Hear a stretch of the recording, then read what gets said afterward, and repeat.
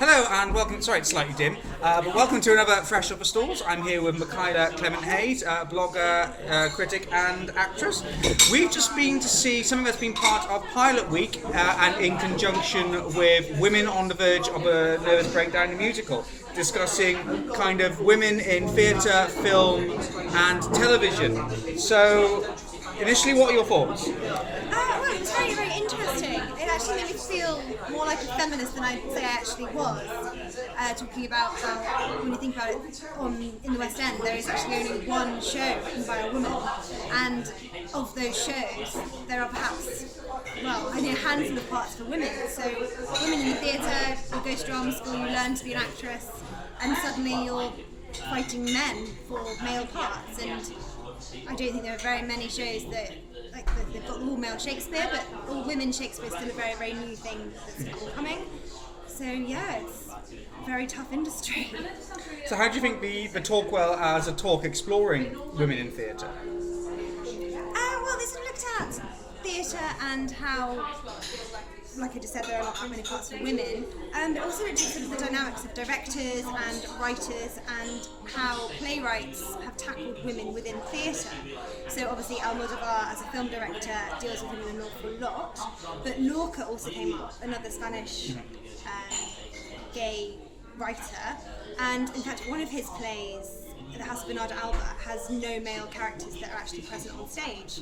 So although Pepe El Romano is mentioned, he's never actually featured. And all the women within this are oppressed. And there are some very strong characters, which obviously within Lorca's time, women were oppressed, especially late under Franco's regime, women were just stuck. So what I particularly liked, what I found interesting about the talk was that it seemed to, especially just because it was the dynamic of the women on the chairs of a nervous breakdown. No, that was terrible. Why did I come up with that? So we had Rosemary Squire, the OBE and CEO of ATT Tickets, ATT Theatre, sorry. Very formal woman. Mm-hmm. Hayden Gwen, who's in Women on the Verge of Nervous Breakdown, and a very, very well-respected West End actress, and then Helen Goodman, MP. It was really interesting to hear them talk about their experience, because I always felt that their experiences are almost sort of like ungenderized. They talk about inspiration, about having confidence, about being strong and bringing a different dynamic, but they never really felt that whatever they were doing was necessarily womanly. Do you feel? I could be wrong. I could have gotten the wrong end of the stick here. No, I agree. Especially with Rosemary talking about how she's built up this empire, I suppose, and how she's in boardrooms with men and she might be the only woman, but she doesn't feel that she has to be a man, but she doesn't have to be a woman necessarily. She's just being herself, which I think is really, really a really important message, because I'd say I was quite an independent woman, but I don't feel that I have to be frumpy, which is something that came up as well. I feel that if you're a strong woman and you've got the right background and you've got education, you want to go somewhere, then it doesn't matter if you are a bit glamorous or feminine. I mean, is there anything wrong with being a feminine feminist?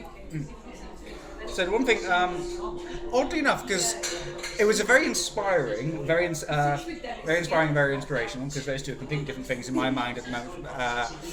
But what was interesting, it didn't really explore women in theatre, film and television, which is kind of strange, because it was still a lot about feminism and about women in influential roles, but we didn't kind of get to explore that. I kind of went off on a bit of a tangent about feminism, which I think is fair enough. I mean, the audience was a lot of women, really, and I think when women get together and there is a slight underlying theme of feminism, we do start thinking, well, actually, this is a good point. There aren't any female playwrights, there aren't any female directors. Why is this? What can we do about it? I mean, I know that I'm thinking I'm going to go home and write a play with lots of strong female leads for the women who are struggling to find work.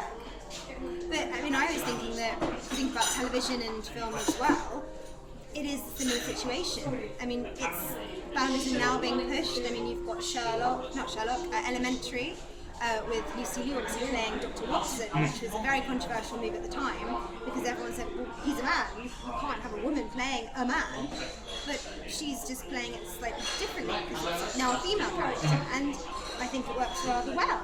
You just think, well, it's the 21st century, let's try it, and it's been really well received.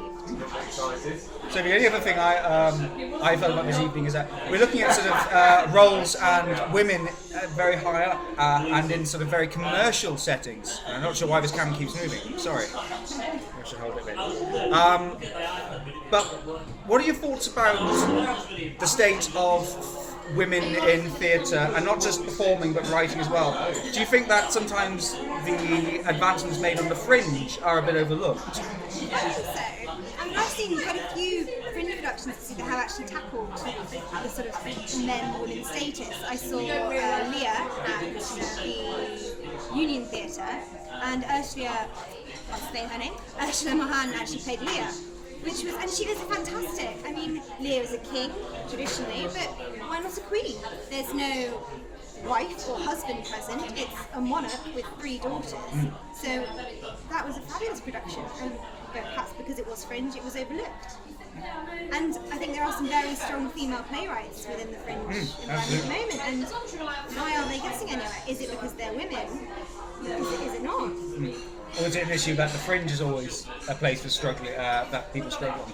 I don't know, because I wanted to talk to you about this, because I wanted to go to this, because I'm a big Evolve fan. I also identify as a male feminist, not that I always get it right, but you know. But I just feel like what we've ended up doing here is kind of like just continuing the discussion. I think if we're going to say like the event as a remit of looking at women in film, theatre and television and the visibility, as that as a remit for discussion has failed. Yes.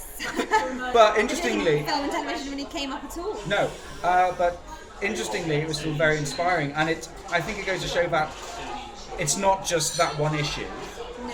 That this is all part of one much bigger, wider issue, and I think it really is a case of tackling the wider issues before we can even start seeing that effect in the more nuanced areas.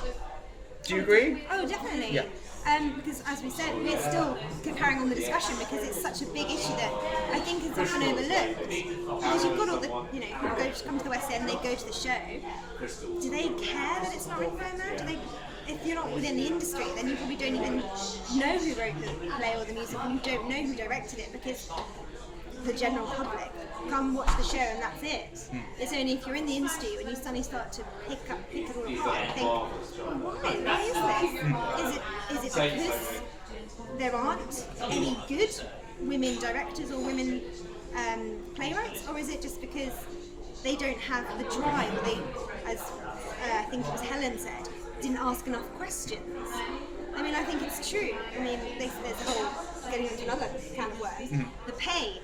Men get paid more than women, but perhaps it is because we don't push for pay rises, because we're a bit, well, am I worth it? We're not just, dare I say, arrogant. So the one thing that, moving on from what we've just been talking about, I think the one thing that I got from the panel especially was that what really helped them is having good female role models that can make them say, as young uns as they were, saying like, I can do this as a woman, and I think that's really important. Oh, absolutely. I mean, when I was growing up, I think Margaret Thatcher was really influential on me. I mean, yes, I perhaps was only 6 years old when she felt power, but to me, she was almost a big figurehead, because she's the only female prime minister this country's ever had. And for a young girl, who else, who did I have to look up to at that point? Maybe I looked up to, I don't know, a TV presenter or something, but that's not really what my parents would have said was a good role model. And I honestly can't think of anyone else who I would have looked up to at this point, because she was strong, she was passionate, like me, an insomniac, and she did do some great things for this country. Not everyone agrees with all her policies, but she's a politician. I mean, is there a single politician who has their policies agreed with? But I think even now, I mean, you've seen the audience, you've seen Handbagged, people are starting to appreciate, she was a strong, powerful woman. And if you don't have a role model, then you do suddenly think, I haven't got anyone to compare myself to. Well, it's been a fascinating discussion, and it's been fascinating continuing the discussion with you. I'm getting quite irate. No, it's fine. That's absolutely. Maybe I am a feminist. Yes. I know I am. Feminazi, hooray! So, thank you very much. Before we talk on and on throughout the night, and I run out of memory card. So, and thank you as well to Rosemary Squire, Hayden, Gwen, and Helen Goodman as well for a wonderful discussion tonight. So, and thank you very much, Michaela, for joining me to continue this afterwards. Thank you for inviting me. I enjoyed it.